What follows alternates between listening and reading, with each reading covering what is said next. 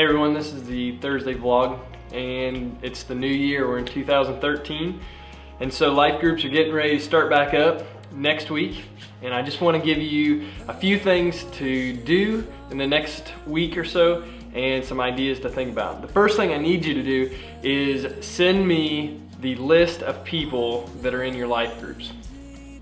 We like to do this when we start out as well as about midway through the year, so we know who's in a life group and who's not in a life group. So if you could please do that in the next few days after your life group gets back together, send me a list of people and their contact information if they're brand new to your group.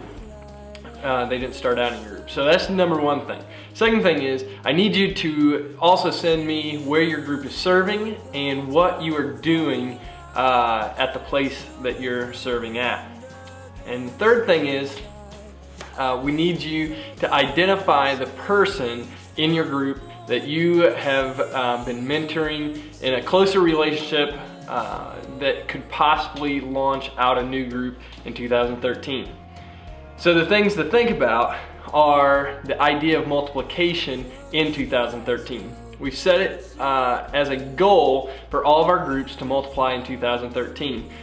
So my group is getting ready to multiply at the end of this month. We are getting ready to start a new group in the Beecher City area, and that's going to be going on as a new group over there. And so we've identified that person. I've worked with them in our group, helping him lead our group and getting him trained. And so that's what we want all of our groups to be doing, is multiplying out in 2013. And I know this can be a difficult thing for groups to do because we're friends and we do life together, but we got to remember that groups are not just about us coming together for community. We come together for the purpose of God, to be on mission in God's will. And so it may be hard to multiply our groups out because of the deep friendships and relationships we have within our groups, but we have to continue to remember that our groups must multiply for the sake of the gospel. And we can only handle so many people in our homes, only so many people can be discipled within that context, and so really pray about how God wants to multiply your group in 2013. And I'll help you walk through that as much as I possibly can and give you tips and strategies as we go on through the year.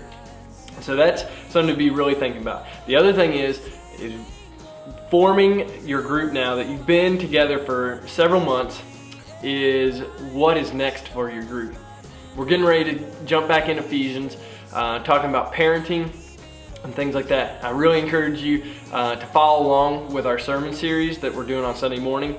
But also, if you've already gone past that and you just kind of went through the motion of material, is I have more for you that deals with Galatians and Philippians. And so if you need that curriculum, come see me.